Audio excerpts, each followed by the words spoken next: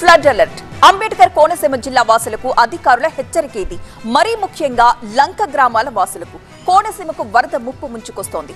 మీరు మరో 48 గంటల పాటు చాలా అప్రమత్తంగా ఉండాలి. నాటు పడవల్లో ప్రయాణాలు అస్సలు చేయకూడదు. అత్యవసరమైతే తప్ప అధికారుల సాయం తీసుకోండి. ఎగువన కురుస్తోన్న భారీ వర్షాలకు గోదావరి నది ఉప్పొంగి ప్రవహిస్తోంది. శ్రీరామ్ సాగర్ బ్యారేజీ నుంచి వరద నీరు దిగువకు విడుదల చేయడంతో భద్రాచలం దగ్గర ప్రమాదకర స్థాయిలో పరుగులు పెడుతోంది. గోదావరి నీటి మట్టం 48 అడుగులు దాటింది. దీంతో అధికారులు రెండో ప్రమాద హెచ్చరిక జారీ చేశారు. స్నానఘట్టాలు, కళ్యాణఘట్ట వద్ద చాలా మెట్లు వరద నీటిలో మునిగాయి. భద్రాచలం వరద ధవళేశ్వరం బ్యారేజీకి చేరుతుండటంతో అధికారులు ప్రమాద హెచ్చరికలు జారీ చేశారు. ముంపు ప్రాంతాల ప్రజలు అప్రమత్తంగా ఉండాలని సూచించారు. గోదావరి నది పరివాహక ప్రాంతంలో వరద తీవ్రత ఉధృతిగా ఉంటుందని తెలిపారు. రాజమండ్రి దగ్గర లంక గ్రామాల్లోని సుమారు 200 మందిని పునరావాస కేంద్రాలకు తరలించారు.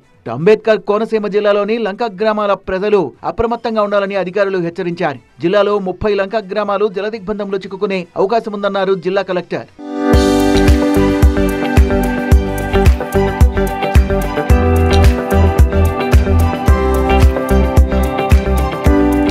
నాటు పడవల్లో గోదావరిని దాటొద్దని సూచిస్తూ లంక ప్రాంతాల్లో కాల్వల్ని దాటేందుకు 17 చోట్ల ఇంజన్ బోట్లు ఏర్పాటు చేశామన్నారు. సో 13 lakh cusecs రీచ్ అయ్యే ఛాన్స్ ఉన్నాయి. సో మనకి కంపారిటివ్గా ఇప్పుడు ఎలా అయితే మనం కంపేర్ చేసుకుంటున్నామో భద్రాచలంలో ఉన్న లెవెల్స్ని బట్టి మనకి ఒక 8 hours ఆ ఫ్లో అంతా కూడా మనకి డౌన్ ధవళేశ్వరం నుంచి డౌన్ క్రాస్ ద రివర్ వస్తుంది. సో ఆ లెవెల్స్ అనేది చెక్ చేసుకుంటే pass for next 48 hours it is very crucial for hours. So I would request all the people in Konaseema జిల్లా, డాక్టర్ బిఆర్ అంబేద్కర్ కోనసీమ జిల్లాలో ఉన్న అందరి ప్రజలకి ఒకటే మనమే అండి. సో నెక్స్ట్ 48 hours మనకి ఫ్లడ్ లెవెల్ కొంచెం రైజ్ అవుతుంది. సో అందరూ కొంచెం అలర్ట్గా ఉండాలి.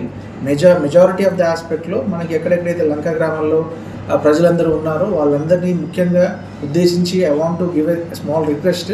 సో మీరు ఎలా అయితే కంట్రీ బోట్స్లో డైలీ ప్లై చేస్తుంటారో ఫెరీ పాయింట్స్లో మీ యొక్క అవసరాల కోసం, అందులో అవన్నీ కూడా స్టాప్ చేయించామండి. గోదావరి ప్రమాదకరంగా ప్రవహిస్తున్నందున మత్స్యకారులు వేటకు వెళ్లొద్దని అధికారులు హెచ్చరించారు. వరద ప్రవాహం దగ్గర సెల్ఫీలు దిగేందుకు ఎవరూ రావద్దని కోరారు. మరో 2 రోజుల పాటు వినాయక విగ్రహాల నిమజ్జనం వాయిదా వేయాలన్నారు. శబరి నది వరద ఉధృతికి చింతూరు ఏజెన్సీలో 50 గ్రామాల్ని వరద చుట్టుముట్టింది. ఏలూరు జిల్లాలోని ఏజెన్సీ ప్రాంతాలైన కుక్కునూరు, వేలేరుపాడు మండలాల్లో క్రమంగా వరద పెరుగుతోంది.